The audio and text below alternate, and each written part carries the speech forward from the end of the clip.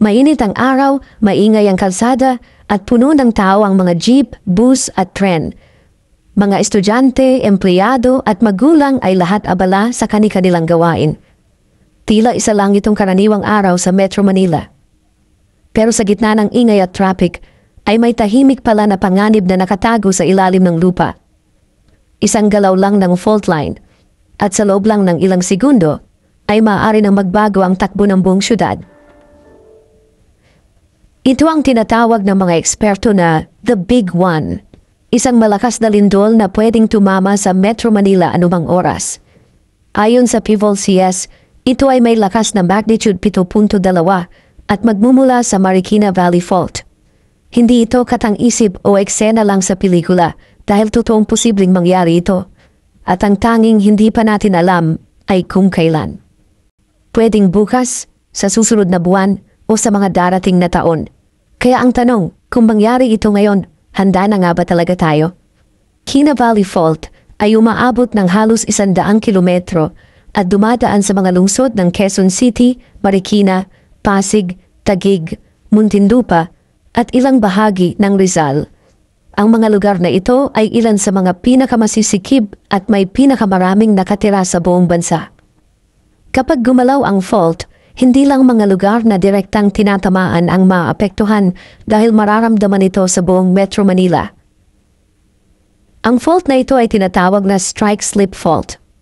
Ibig sabihin, ang dalawang tipak ng lupa sa ilalim natin ay nagtutulakan sa loob ng napakahabang panahon. Habang tumatagal, naiipon ang pressure dito hanggang sa dumating ang oras na bibigay ito. Kapag nangyari iyon, biglang gagalaw ang lupa ng pahalang at pababa, kaya napakalakas ng epekto nito. Ang fault na ito ay tinatawag na strike-slip fault. Ibig sabihin, ang dalawang tipak ng lupa sa ilalim natin ay nagtutulakan sa loob ng napakahabang panahon. Habang tumatagal, naiipon ang pressure dito hanggang sa dumating ang oras na bibigay ito. Kapag nangyari iyon, biglang gagalaw ang lupa ng pahalang at pababa, kaya napakalakas ng epekto nito. Ayon sa mga pag-aaral ng PHIVOLCS, ang magnitude 7.2 ay kayang maglabas ng enerhiyang libu-libong beses na mas malakas kaysa sa magnitude 5.2. Kung titingnan sa nakaraan, noong 2013 sa Bohol, magnitude 7.2 din ang tumama at umabot sa mahigit 200 buhay ang nawala. Wasak ang mga simbahan at gusali, kahit mas maliit pa ang populasyon doon kumpara sa Metro Manila. Ang ganitong sakuna ay hindi na usapan lang ng baka. Ito ay usapan na ng kailan. Kaya habang tahimik pa ang lupa, dapat nagiging handa na tayo. Dahil kapag dumating ang The Big One, wala nang oras para magplano kaya kailangan alam na natin kung ano ang dapat gawin. Kung titignan sa mga pag-aaral ng PIVOLCS, hindi biro ang posibleng mangyari kapag gumalaw ang Marikina Valley Fault. Sa mga simulation na ginawa nila, ipinakita nila kung gaano kalawak at kalubha ang pinsala sa buong Metro Manila kung sakaling tumama ngayon ang The Big One.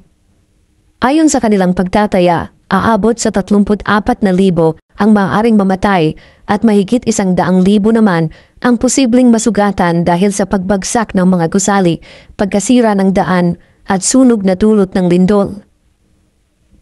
Sa mga unang minuto pa lang, marami na ang posibleng maipit sa mga gumuguhong bahay at gusali.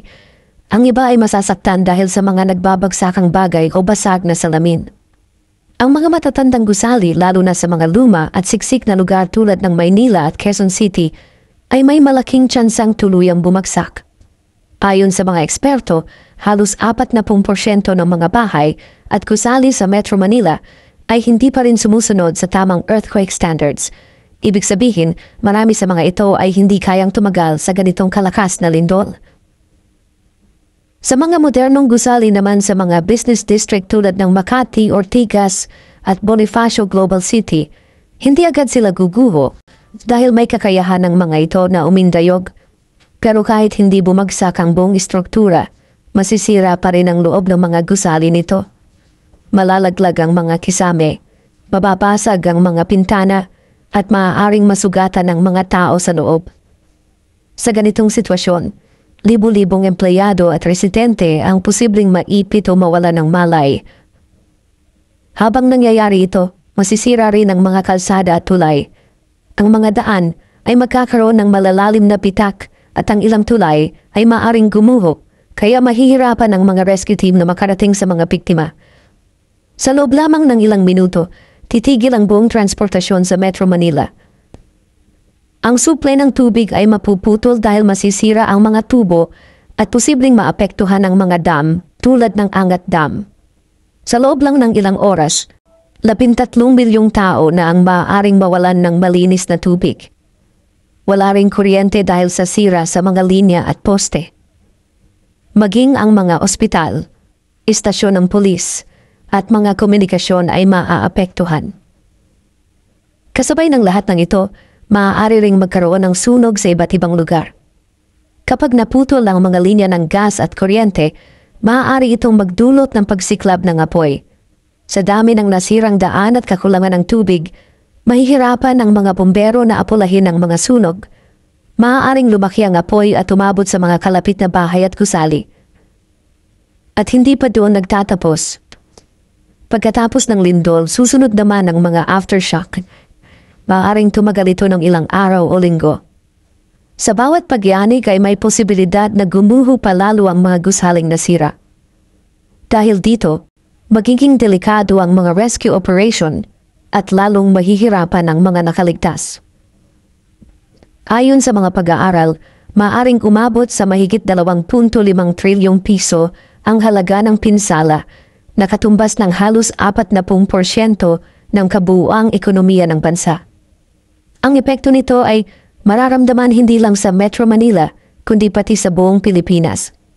Sinasabi ng mga eksperto na huling gumalaw ang Marikina Valley Fault noong taong 1658 pa, na mahigit 350 taon na ang nakalipas.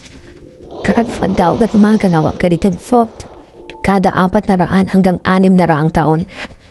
Ibig sabihin pasok na tayo sa panahon na posibleng mangyari ulit ito.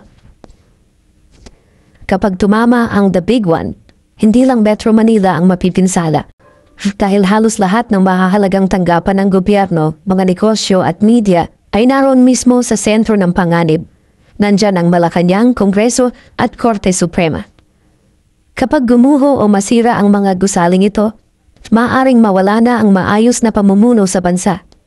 Maaaring mahirapan na ang gobyerno na magutos, magtulungan at magdesisyon sa gitna ng kaguluhan. Ang ekonomiya ng bansa ay siguradong tatamaan.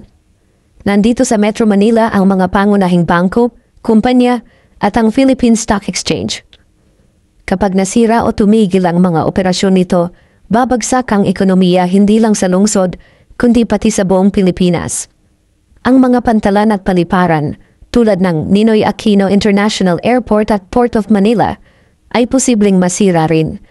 Kapag nangyari ito, mapuputol na ang koneksyon ng bansa sa kalakalan at tulong mula sa ibang bansa.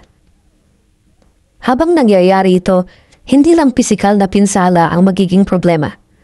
Ang epekto sa pag-iisip at emosyon ng mga tao ay magiging suliranin rin. Maraming pamilya ang mawawalan ng tahanan o mahal sa buhay. Marami ring Pilipino sa ibang bansa ang maaapektuhan dahil ang kanilang mga pamilya ay nasa Metro Manila.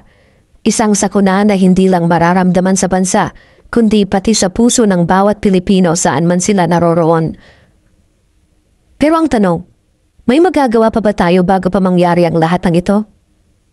Matagal nang nananawagan ng PHIVOLCS at iba pang ahensya na maghanda habang maaga pa. May mga pagbabago na sa building code para mas tumatag ang mga gusali laban sa lindol. May mga earthquake drill na rin sa mga paaralan at opisina. May mga paalala rin sa television at social media kung ano ang dapat gawin kapag lumindol. Pero sa kabila nito, malaking bahagi pa rin ng Metro Manila ang hindi handa. Ayon sa mga eksperto, halos 40% ng mga gusali ay hindi pa rin sumusunod sa tamang pamantayan sa kaligtasan. Maraming pamilya ang walang emergency kit o kahit simpleng plano lang kung sakaling lumindol. Maraming barangay din ang walang malinaw na evacuation route o sapat na kagamitan para sa mabilis na pagtugon sa sakuna. May tinatawag na The Big One Response Plan ang gobyerno, kung saan nakaplano ang pagbibigay ng tulong, pag-responde ng mga rescue team, at paghatid ng mga supply. Pero kahit ang pinakamagandang plano, ay mahihirapan pa rin kapag ganito kalawak ang sakuna. Sa unang 3 araw matapos ang lindol, malamang na kakulangan sa tulong at kagamitan ang magiging pinakamalaking problema. Kahit pa magpadala ng tulong ang ibang bansa tulad ng Japan o Estados Unidos, aabutin pa rin ito ng ilang araw bago makarating. Kaya sa unang 72 oras, ang mga tao ay kailangang umasa muna sa sarili at sa ating komunidad. Kaya napakahalaga ng personal na paghahanda. Bawat pamilya ay dapat may earthquake survival kit na may lamang tubig, pagkain, first aid, flashlight, radyo, at mahahalagang dokumento. Dapat alam ng bawat miyembro ng pamilya kung saan sila magtatagpo kung magkahiwalay at sino ang maaaring tawagan na nasa labas ng Metro Manila. Sa loob ng bahay, dapat ay nakasecure na rin ng mabibigat na gamit. Malinaw ang daan palabas at alam na ng lahat ang drop, cover, and hold. Ang totoo, kahit gaano pa tayo kahanda, magiging napakalaki pa rin ang epekto ng The Big One. Pero ang pagkakaiba ng maliligtas at ng hindi ay nakadepende sa kung gaano kahanda ang bawat isa. Ang lindol ay hindi gawa-gawa. Isa itong natural na proseso ng mundo. Hindi natin ito mapipigilan, pero kaya natin itong paghandaan. Ang tanong na lang ngayon ay kapag dumating ang araw na iyon, handa ka na nga ba talaga?